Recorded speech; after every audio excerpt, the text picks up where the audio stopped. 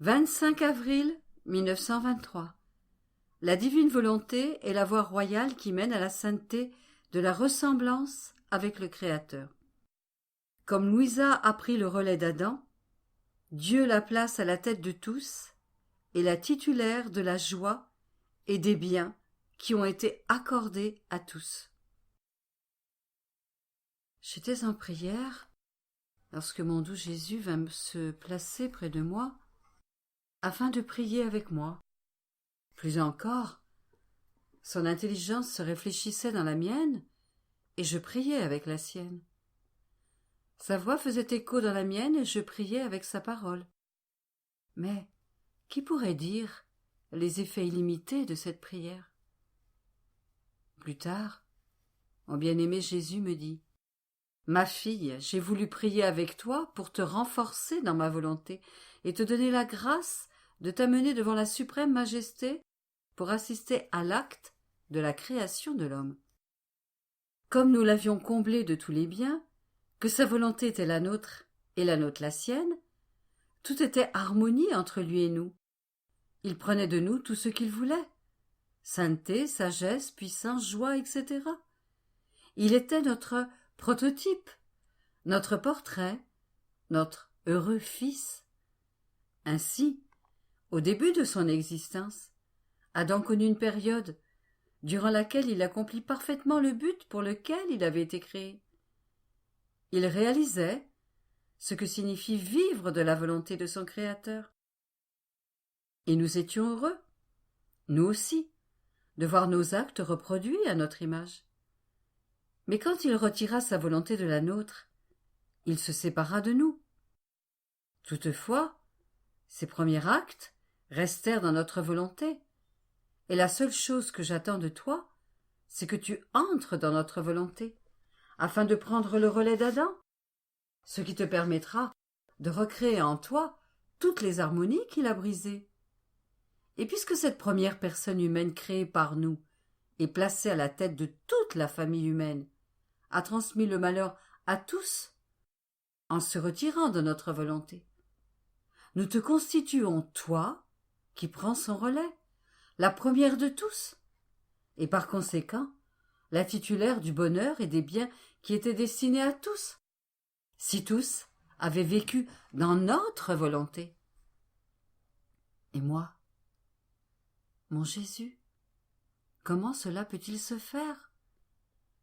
Si toi, en venant sur terre pour nous sauver, et en souffrant tout ce que tu as souffert, dans le but de reconquérir le bonheur que le premier homme avait perdu pour lui-même, et pour tous, comment moi, aujourd'hui, en me reliant à ton éternelle volition, pourrais-je redonner à tous ce bonheur perdu?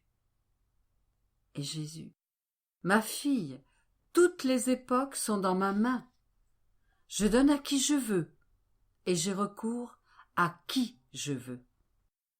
J'aurais très bien pu apporter sur la terre le bonheur contenu dans ma volonté, mais je n'ai trouvé personne qui veuille vivre toute sa vie durant dans la mienne pour renouer des liens de la création, m'offrir tous les actes du premier homme comme s'il les avait vécus avec le sceau de ma suprême volonté, et redonner ainsi le champ libre au bonheur perdu. Il est vrai que j'avais ma chère maman, mais elle devait collaborer avec moi pour la rédemption. De plus, l'homme était un esclave enfermé dans la prison de ses propres péchés, un infirme, couvert des blessures les plus répugnantes. Et moi, je suis venu comme un père aimant, répandre mon sang pour le sauver, comme un médecin pour le guérir, comme un professeur pour lui enseigner comment échapper à l'enfer. Mais, comme il était gravement malade, et même incapable de marcher, comment cet homme aurait-il pu prendre son envol dans ma volition? Si j'avais voulu lui donner le bonheur contenu dans ma volonté, je l'aurais donné à un mort, ou presque, et mon don aurait été entièrement détruit. Maintenant, l'homme n'était pas disposé à recevoir un si grand bien, Et c'est pourquoi j'ai voulu lui enseigner la prière destinée à l'y préparer. J'ai accepté d'attendre le moment favorable, laissant s'écouler siècle après siècle, avant de faire connaître la vie dans ma volonté, qui le remettra sur la voie qui mène au bonheur. Et moi, mon amour, si ta rédemption n'a pu sauver tout le monde, comment ta volonté pourra-t-elle procurer ce bonheur à tout le monde? Et Jésus, l'homme sera toujours libre. Je ne lui retirerai jamais les droits que je lui ai donnés en le créant.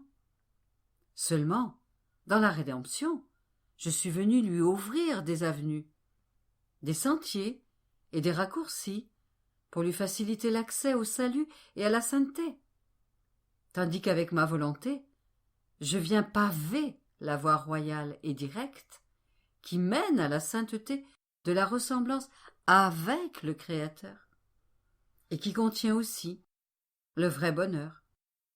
Mais, en dépit de cela, les hommes seront toujours libres de cheminer là où ils voudront, certains sur la voie royale, d'autres dans des sentiers étroits, et d'autres complètement en dehors. Cependant, il y aura dans le monde ce qui n'existe pas maintenant, le bonheur inscrit dans le « que ta volonté soit faite » sur la terre comme au ciel. L'homme a accompli ses premiers actes dans ma volonté, et ensuite l'a quitté, ce qui causa sa ruine. Puisqu'il était à la tête de tous, il entraîna la ruine de tous. Mon humanité a élaboré un plan pour tous les actes humains faits dans la divine volonté. Et ma maman, à ma suite, a exécuté ce plan fidèlement. Alors, tout est prêt. Il ne manque plus maintenant qu'une autre créature qui acceptera de vivre dans cette volonté en permanence et viendra prendre possession de ce plan élaboré par moi pour ouvrir à tous la voie royale qui mène au bonheur terrestre et céleste.